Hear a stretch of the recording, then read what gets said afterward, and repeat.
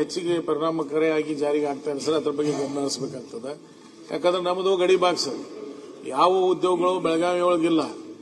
ಇನ್ನು 40 ವರ್ಷದಿಂದ ಒಂದು ಇಂಡಾಲ್ ಬಂದಿತ್ತು. ಆ ನಂತರ ಯಾವ ಉದ್ಯೋಗಗಳು ಬರದೇ ಇರೋದ್ರಿಂದ ನಮ್ಮ ಅಲ್ಲಿರುವಂತಹ ಎಲ್ಲ ವಿಶೇಷವಾಗಿ ಐಟಿ ಬಿಟಿ ಇರ್ಬೋದು, ಬೇರೆ ಬೇರೆದು ಬೆಂಗಳೂರು ಇರ್ಬೋದು, ಪುಣೆ ಇರ್ಬೋದು, ಹೈದರಾಬಾದ್ ಇರ್ಬೋದು, ಇಲ್ಲೆಲ್ಲ ಮಕ್ಕಳು ಹೋಗಿದ್ದಾರೆ ಸರ್. ಹಿಂಗಾಗಿ ಗಡಿ ಭಾಗದ ಅಭಿವೃದ್ಧಿಗೆ ಎಲ್ಲ ಸರ್ಕಾರಗಳು ಈಗಾಗಲೇ ಸಹಾಯ ಮಾಡ್ತಾ ಇದೆ. ಆದ್ರೆ ವಿಶೇಷವಾಗಿ ಉದ್ಯೋಗದಿಂದ ನಾವು ವಂಚಿತ ಆಗಿದ್ವಿ. ಉತ್ತರ ಬಿಯಾಂಡ್ ಬೆಂಗಳೂರು ಅಂದ್ರೆ ಅಪ್ ಟು ಹುಬ್ಳಿ ಧಾರವಾಡ ಆಗಿದೆ ಸರ್. ಬೆಳಗಾವಿ ಅಂತೂ ಆಗ್ತಾ ಇಲ್ಲ.